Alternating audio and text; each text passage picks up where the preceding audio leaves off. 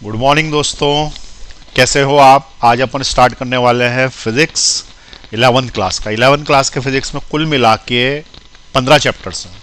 15 chapters जो है वो हम धीरे धीरे पढ़ना चालू करेंगे। तो आज पहले हम क्या कर रहे हैं, इंट्रोडक्शन ले रहे हैं। इंट्रोडक्शन ऑफ द फिजिक्स, यानी फिजिक्स क्या होती है, उसकी ब्रांचेस क्या क्या हैं और फिजिक्स का उपयोग कहाँ पे होगा, कौन सी ब्रांच में क्या पढ़ाया जाता है। इन्हीं फिजिक्स की ब्रांच को यूज़ करते हैं और जब अपन अप्लाइड करते हैं तो हम इसको इंजीनियरिंग में कन्वर्ट कर लेते हैं। इसका मतलब कोई यंत्र बनाते हैं, इससे कोई चीज़ बनाते हैं जो हमारी दैनिक जीवन में उपयोगी हो, जैसे पंखा है, स्कूटर है, कुछ भी, तो वो हम बोलेंगे कि हम फिजिक्स के नियमों का उपयोग करके बना रहे हैं। तो फिजिक्स क्या है, फिजिक्स की ब्रांचेस क्या क्या हैं, फिजिक्स को हम कहाँ कहाँ पे देख रहे हैं, और उसके बाद हम चालू करेंगे आज अपना नया टॉपिक। ठीक है, तो सबसे पहले मैं क्या कर रहा हूँ कि अपना जो ये चेहरा है ये थोड़ा सा छोटा कर लेता हूँ और इसको साइड में फिट कर देता हूँ यहाँ पे। ठीक है, ताकि आपको दिख पाए कि हम क्या पढ़ रहे हैं, हम इसी पे यहाँ पे लिखेंगे। ठीक, अब ये देखिए 11th क्लास का फिजिक्स, इसको मैं फुल स्क्रीन कर दिया है। अब सबसे पहले फिजिक्स क्या होता है से स्टार्ट करना है हमको। तो फिजिक्स का जो वर्ड है वो आया कहाँ से, उसका ओरिजिन कहाँ से हुआ, कहाँ से सबसे पहले ये पता पड़ा कि फिजिक्स है। तो origin of the word physics is from the word fuses. Fuses, PHUSIS। Fuses का मतलब होता है नेचर। नेचर यानी प्रकृति। ठीक है, या फिर ऐसी ऑब्जेक्ट जिसकी कुछ प्रॉपर्टीज हों, उसको हम बोलते हैं कि इसका नेचर है। ठीक है, तो ये जो वर्ड आया है ये आया है ग्रीस से। ये देखिए यहाँ पे ग्रीस। ठीक है, ये यूरोप का मैप है, यूरोप के मैप पे ग्रीस है, और ग्रीस के अंदर जो वर्ड है सबसे पहले कौन सा आया था, फ्यूजिस, PHUSIS।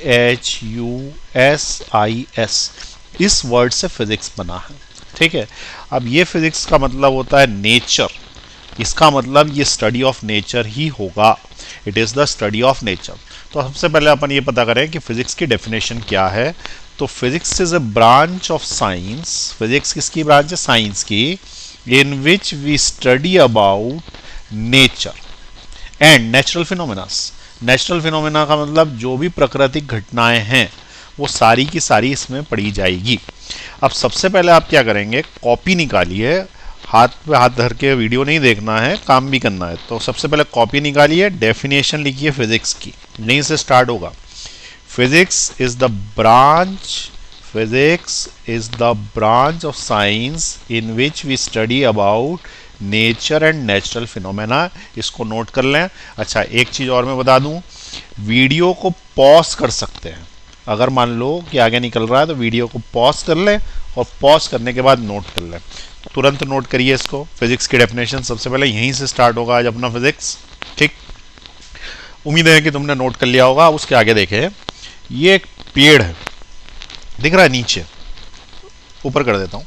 अब देखो ध्यान से, ये जो पेड़ है, क्या तुम इस पेड़ को पहचानते हो, इस वाले पेड़? अगर तुम इस पेड़ को नहीं पहचानते तो ध्यान से देखो, ये पेड़ एप्पल का पेड़ है। It is an apple tree. और ये वही है जिसके नीचे न्यूटन बैठा था, और उसने सारे के सारे लॉस जो दिए ग्रेविटेशन के, वो इसी के नीचे बैठ के दिए हैं। ठीक है, ये पेड़ अभी लिंकशायर में, इंग्लैंड में है, और यहाँ पे ये न्यूटन बैठा था। अब न्यूटन जो ग्रेट साइंटिस्ट है, वो ग्रेट साइंटिस्ट जो है वो यहाँ बैठे थे, और उनने क्या किया कि लॉ दी। ठीक है, क्या लॉ दी कि ग्रेविटेशन के कारण सारे ऑब्जेक्ट्स पृथ्वी में नीचे की तरफ जाते हैं। इसको अपन क्या बोलते हैं, न्यूटन्स लॉ ऑफ ग्रेविटेशन। अब एक बार ध्यान से सुनो, फिजिक्स की डेफिनेशन क्या बताई। Physics is the study of nature. Newton बैठा कहाँ था, न्यूटन बैठा था पेड़ के नीचे, प्रकृति के नीचे। प्रकृति ने क्या किया, एक सेब फल नीचे की तरफ गिराया। नीचे की तरफ गिराया तो क्या ये नेचुरल फिनोमेना है, तो उसका आंसर है हाँ। तो physics the study of nature and natural phenomena. तो it is a natural phenomena. अब ये नेचुरल फिनोमेना है। अब नीचे की तरफ गिरा, क्यों गिरा, तो उसका कारण क्या था, ग्रेविटी थी। तो यहाँ पे ग्रेविटेशनल फोर्स, एक फोर्स प्रकृति ने लगाया, और इस लॉ को अपन क्या बोलते हैं, न्यूटन्स लॉ ऑफ ग्रेविटेशन। तो इस प्रकार से प्रकृति और प्रकृति का अध्ययन करना, उसे ही हम फिजिक्स बोलते हैं। अब यहाँ में देखें, व्हाट इज फिजिक्स। तो physics is the study of physics is the study of various physical phenomenas, ये ग्रेविटेशन एक फिजिकल फिनोमेना है, और फंडामेंटल लॉज गवर्निंग देम, और उनको कौन सी फंडामेंटल लॉ गवर्न कर रही हैं उसके बारे में बता रही हैं ये इसके अंदर। ठीक है, तो अपन ने पहले डेफिनेशन लिख ली, वो काफ़ी है। अब उसके बाद अपन आगे बढ़ रहे हैं तो इसके अंदर अपन क्या देखते हैं कि what are the branches of physics. तो what are the branches of physics, तो फिजिक्स जो है उसको हमने क्या किया, दो पार्ट्स में बांटा। ये फिजिक्स जो है इसको दो पार्ट्स में बांटा, पहला है क्लासिकल फिजिक्स और दूसरे नंबर पे मॉडर्न फिजिक्स। अब सवाल ये क्लासिकल फिजिक्स किसको बोलते हैं, तो जो 1900 सन के पहले की फिजिक्स है उसको क्लासिकल फिजिक्स बोलते हैं, और 1900 सन के बाद की जो फिजिक्स है उसको हम बोलते हैं मॉडर्न फिजिक्स, यानी आज तारीख तक जितनी भी फिजिक्स है। अब क्लासिकल फिजिक्स की कौन कौन सी ब्रांचेस हैं, तो पहली जो ब्रांच है वो है क्लासिकल मैकेनिक्स। मैकेनिक्स के अंदर हम मशीन पढ़ते हैं, मशीन के बारे में। ठीक है, it is the study of machines. उसके बाद सेकंड नंबर पे क्या है, वेव्स। वेव्स के अंदर हम क्या पढ़ते हैं, तो वेव्स के अंदर हम पढ़ते हैं repeated motion, oscillations and different types of waves. उसके बाद ब्रांच है थर्मोडायनामिक्स, इसके अंदर हम हीट पढ़ते हैं। ठीक है, क्या पढ़ते हैं, हीट, तो ये हीट है। और उसके बाद हम क्या पढ़ते हैं, इलेक्ट्रोमैग्नेटिज्म में इलेक्ट्रिसिटी पढ़ते हैं, इलेक्ट्रिसिटी एंड मैग्नेटिज्म। और ऑप्टिक्स के अंदर हम पढ़ते हैं क्या, लेंस, मिरर, ईटीसी। इसके अंदर पढ़ते हैं लेंस, मिरर और लाइट, इसकी स्टडी।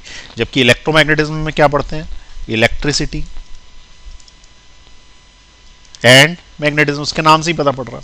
अब ये वाली जितनी भी है ये सारी क्या है, ये क्लासिकल फिजिक्स है। अब इसके बाद इधर साइड देखें, जो 1900 सन के बाद आई वो फिजिक्स क्या है, वो फिजिक्स के अंदर हम पढ़ते हैं एटॉमिक फिजिक्स, जिसके अंदर एटम, न्यूक्लियस, इस टाइप की चीज़ें पढ़ी जाती है। एटम के कैसा दिखता है और न्यूक्लियर रिएक्शंस क्या होती है, ये सब इसमें पढ़ी जाती है। इसको सेकंड नंबर पे बोलते हैं न्यूक्लियर फिजिक्स, जो न्यूक्लियस के बारे में।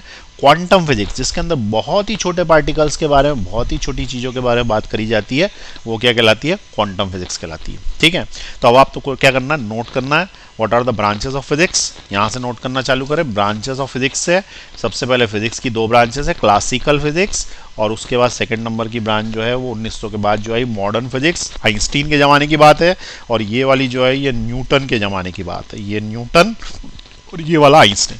अब पॉज का बटन दबाए, नोट कर ले फटाफट, जल्दी नोट करें। ठीक है, उसके बाद अपन आगे बढ़ रहे हैं। अब मैं यहाँ पे आपको ये बताने वाला हूँ कि कौन सी चीज़ में क्या पढ़ते हैं। ठीक है, तो जैसे क्लासिकल मैकेनिक्स अपन ने बोला कि एक ब्रांच है फिजिक्स की, तो इसके अंदर हम क्या पढ़ने वाले हैं, तो क्लासिकल मैकेनिक्स में देखिए यहाँ पे मोटर है, मोटर यानी कि कोई सी कार है, तो कार के अंदर हम क्या पढ़ते हैं, तो कार के अंदर हम पढ़ते हैं कार चल रही है तो मशीन है तो मैकेनिक्स में आएगा। इसके अंदर स्टैटिक और डायनामिक्स करके दो ब्रांच होती है, स्टैटिक्स, डायनामिक्स। ठीक है, या फिर अपन इसको ऐसा भी बोल सकते हैं काइनेमेटिक्स। ठीक है, या फिर which is in which body is moving, तो काइनेमेटिक्स के अंदर मूविंग बॉडी है और स्टैटिक्स के अंदर रुकी हुई बॉडीज हैं। तो जैसे ये ब्रिज है, रुका हुआ है, तो ये काय में आएगा, स्टैटिक्स में आएगा। वो भी है ब्रांच मैकेनिक्स की ही ब्रांच है, लेकिन रुका हुआ है। और यहाँ पे क्या है, हाइड्रोलिक मशीन चल रही है, तो मशीन चलेगी तो अब उसको मैकेनिक्स के अंदर लेंगे और बल्कि काइनेमेटिक्स के अंदर लेंगे। ठीक है, तो पहला वाला समझ में आया, मैकेनिक्स के अंदर क्या पढ़ते हैं। उसके बाद सेकंड नंबर पे क्या है, वेव्स है, वेव्स। तो वेव्स के अंदर हम क्या पढ़ते हैं, ऑसिलेशंस, रिपीटेड मोशंस। तो यहाँ पे देखें oscillation of A pendulum oscillate कर रहा है इधर से इधर। उसके बाद यहाँ पे एक आदमी वायलिन बजा रहा है, गिटार भी बजाता, तो भी वो क्या करता, वेव्स प्रोड्यूस करता। ठीक है, और सुपरसोनिक विमान चल रहा है, फाइटर प्लेन क्या करता है, एक तरीके का सोनिक बूम छोड़ता है, और वो जब सोनिक बूम छोड़ता है तो वो भी एक तरह की वेव्स है। तो ये सारा का सारा काय में पढ़ा जाता है, वेव्स में पढ़ा जाता है। उसके बाद नेक्स्ट जो टॉपिक है उसका नाम है थर्मोडायनामिक्स। थर्मोडायनामिक्स मैंने बताया था, it is the study of what, it is the study of heat. ये हीट की स्टडी।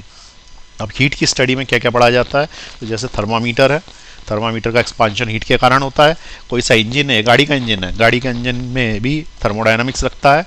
रेफ्रिजरेटर के अंदर हम हीट बाहर फेंक देते हैं, वो भी हीट से रिलेटेड है। तो हीट से रिलेटेड जो भी चीज़ें पढ़ी जाएगी वो फिजिक्स की कौन सी ब्रांच में पढ़ी जाएगी, थर्मोडायनामिक्स में।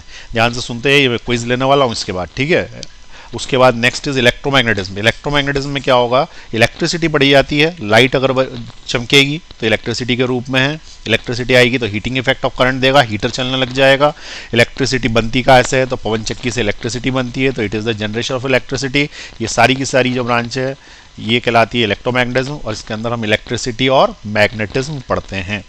उसके बाद नेक्स्ट जो ब्रांच है उसका नाम है optics. Optics is the study of light, ये लाइट की स्टडी है, तो ये क्या है, optics. Optics is the study of light.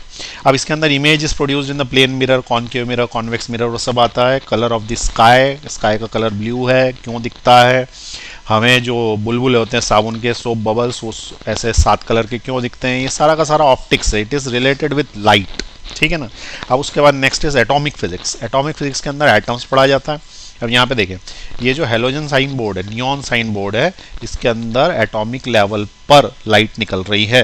ये लेज़र में भी ऐसे ही होता है, एटॉमिक लेवल पर लाइट निकलती है। उसके बाद यहाँ पे अगर अपन और देखें तो working of A fluorescent light, ये भी एटॉमिक लेवल पे इसमें लाइट निकल रही है। तो ये एटम से जो रिलेटेड फिजिक्स है दैट इज एटॉमिक फिजिक्स। तो आपको ये समझ में आया।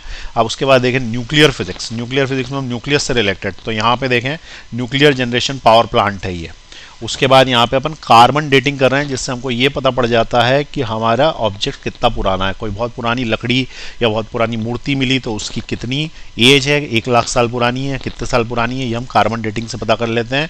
इसके अंदर हम रेडियो एक्टिव एलिमेंट का यूज़ करते हैं जो कि न्यूक्लियर फिजिक्स के अंतर्गत आता है।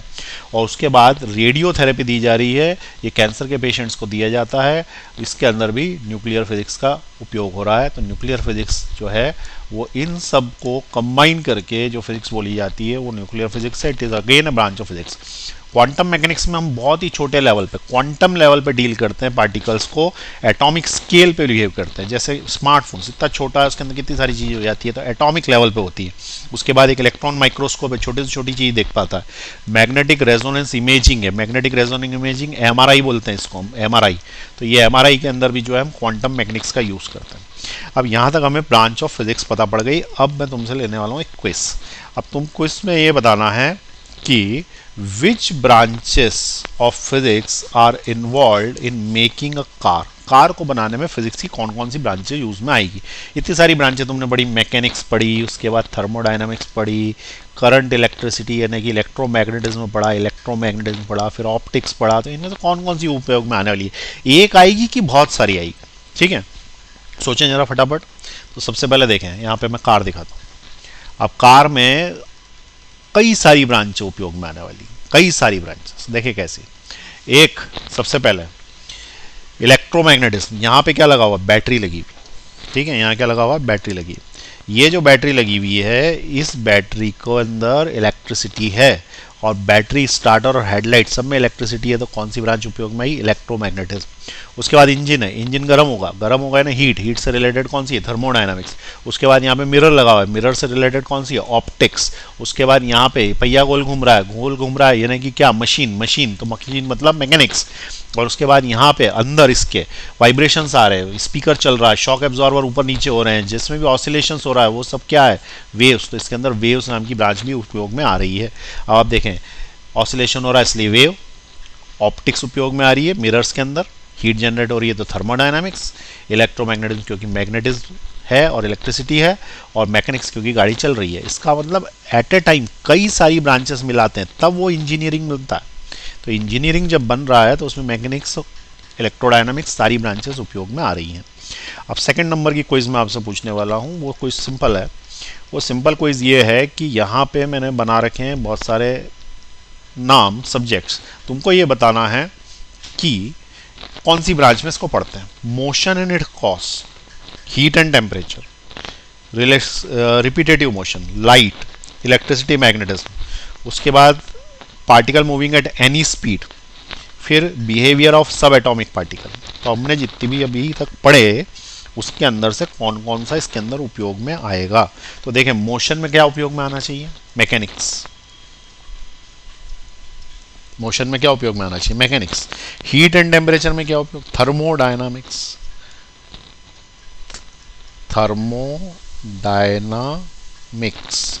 उसके बाद रिपीटेटिव मोशन, रिपीटेटिव मोशन के अंदर ऑसिलेशन, ऑसिलेशन यानी waves and oscillations, waves and oscillations are repetitive motion. Light, optics, ठीक, इलेक्ट्रिसिटी एंड मैग्नेटिज्म, इलेक्ट्रोमैग्नेटिज्म, सही बोल रहा हूँ।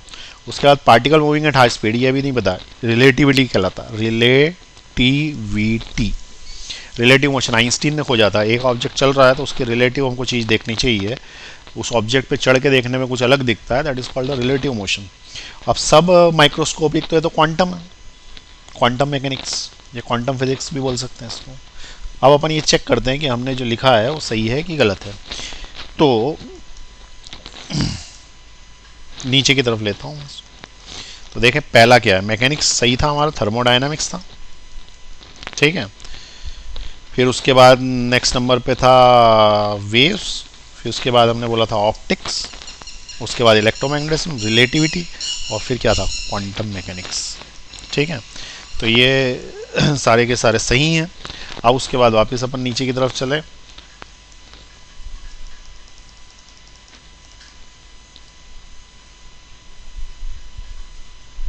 कुछ ज़्यादा नीचे आ गए। ये सब तो हो गया था, क्विज नंबर 1 भी हो गई थी, क्विज नंबर 2 भी हो गई थी। अब इसके आगे देखें, हाँ यहाँ पे थे हम, अब इसके आगे देखें, चैप्टर स्टार्ट करना है अब हमको। तो 11th क्लास में कौन कौन से चैप्टर्स हैं पहले ये लिख लें। देखिए 11th क्लास में 15 चैप्टर्स हैं, तो ये 15 चैप्टर्स के पहले आप नोट कर लीजिए उसके अंदर।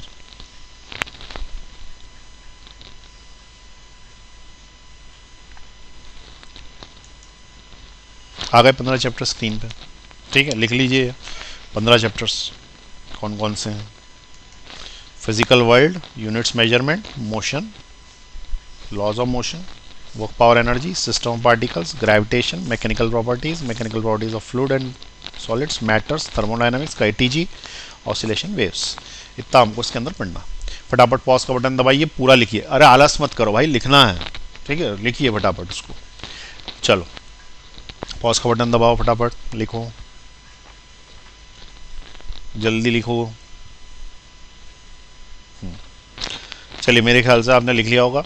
अब अपन इसके आगे देखें, तो हमें जो चैप्टर स्टार्ट करना है वो पहला चैप्टर है, वो पहले चैप्टर का नाम क्या होगा, तो इसमें तो फिजिकल वर्ल्ड दिया हुआ है, लेकिन फिजिकल वर्ल्ड ना स्टार्ट करते हुए हम पहला चैप्टर स्टार्ट करेंगे बेसिक मैथमेटिकल टूल्स, जिसको हम बोलते हैं चैप्टर नंबर 0, ठीक, क्लियर है यहाँ तक, नोट कर लें।